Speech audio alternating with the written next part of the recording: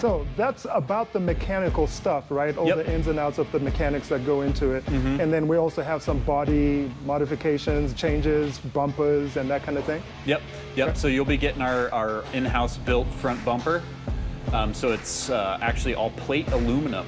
So we're really firm believers in building most of our stuff out of aluminum here.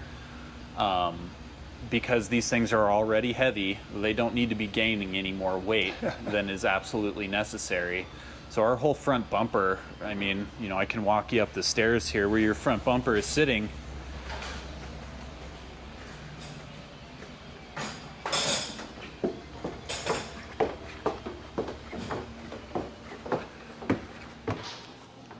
So this is your front bumper here. I can lift that up by myself. So that's amazing. Yeah, it's not a heavy thing, but you know, this bottom plate here, that's 1/2 inch thick aluminum plate. This back and bottom plate, this is your winch box right here. So this thing will take a worn 16.5 winch and with a doubler on it, and it'll pull absolutely fine. All of our winch points, they're all rated and everything for winching. So you can double back to yourself, and you know, that's a 30,000 pound pull. So I know somebody's watching this already and saying steel is the way to go. That'll never be strong enough. What do you got to say about that? I mean, technically you're not wrong, but in practical application, we've never had one of these break, bend, nothing. Okay. So it's made heavy duty enough, thick enough to do the job that it's supposed to do. Is steel stronger? Yeah, got it. But this will do exactly what it's supposed to do. Yeah, because I mean, like a steel bumper, obviously it doesn't need to be this thick. So you could build a steel bumper out of half the thickness of material, but most guys just way overbuild this stuff. It's like, yeah, if you run this aluminum plate in the front here into a rock real hard, it's gonna deform and bend. But this thing right here is also gonna be about this high off of the ground when we're done with the conversion. So you're probably somewhere you don't need to be in a Class C motorhome if you're running into a rock that big. And we got a little bit of laughter from down there as well, but can it be repaired? So Yes. you ding it like that, and then I bring it back to you. How do you fix that? We would probably wind up just slicing off a whole big piece of it and just replacing the whole skin of the bumper. Okay, just re-welding another piece onto it. Yep. Okay. Warren Anderson plug right here. We wire this directly to the battery. This gives you direct battery power access. So you can, any accessory that has an Anderson plug on it, you can plug straight into here. We usually wind up wiring either like a trickle charger up to it for guys' rigs that sit around. You don't have to have your hood open. You can just plug right into here and your van's all locked up and shut. Or they make jumper cables too that'll plug right into this, so you don't have to pop your hood to hook up jumper cables. Some guys will wire up solar blankets to them. You know, if you want to just wire up an auxiliary solar panel. Any number of things you can use it for. All right. And then down here, you can see we've got 80/20 T-slot tracks built into the bumper that are removable with nuts on the side. And this right here, you can slide nuts into these, and this gives you real easy access for mounting lights, aftermarket lights down in here. Little Rigid or Baja little 4-pod lights mount perfectly right down in here. Very good. A lot of thinking about what people are going to do in the future, so I like that. Yep. All right. And a winch goes in here as well. Yep, What size yes. winch are we going with here? So we're going to do a worn 12,000 pound on yours, a synthetic rope. You know, the guys that want to do like some real serious winching, we can put up to a 16.5 in here, but a 12,000 pound is more than enough for these rigs. Okay. And this is something you recommend doing when somebody brings it in, or something they can do later on in their driveway at home? Either or. So it's designed to be removed later in the future. So if you wanted to add a winch in the future, you just take the top plate off and you drop the winch right in there. It picks up these 4 bolt holes on the bottom. Then we also offer a front receiver hitch. That's what this cutout is for here. We offer a receiver hitch that bolts to the winch mounting plate down low, so you can run like a bike rack or something in the front.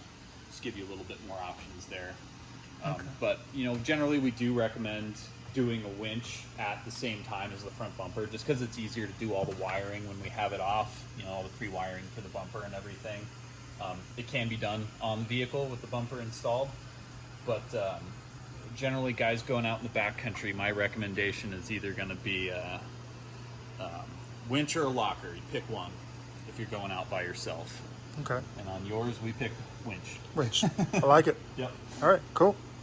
All right, so we're out in the back now, and we also have some cosmetic stuff going on back here. Yep. What do we got? So the biggest problem that these things have when you start taking them off-road is that there's nowhere to put a spare tire. They don't even come with a spare tire. There's no room underneath. There's water tanks, black water tanks, gray water tanks, everything underneath them. There's nowhere to put a spare.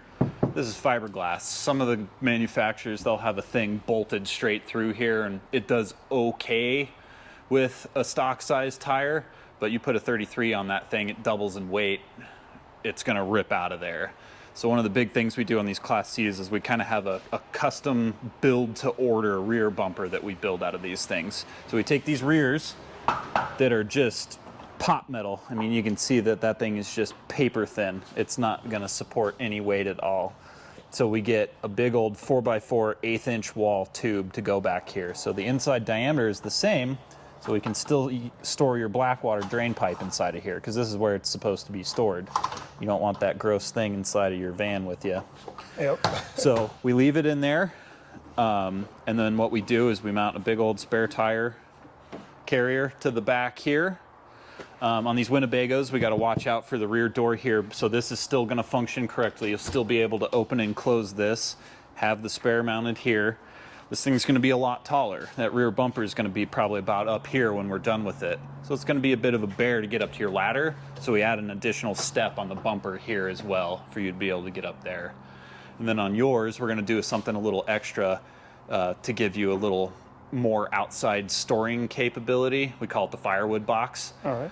We're going to add that up over the top of your spare tire. So I got a little bit of a scribbled drawing of how it's going to go. So this is going to be 4x4 square tube down here, your spare tire hoop with your firewood box floating up over the top of the spare tire, and then your extra step here. And then what we do too is we have big old giant 1/2" plate steel pieces that run off of the frame here, which I'll show you in a minute.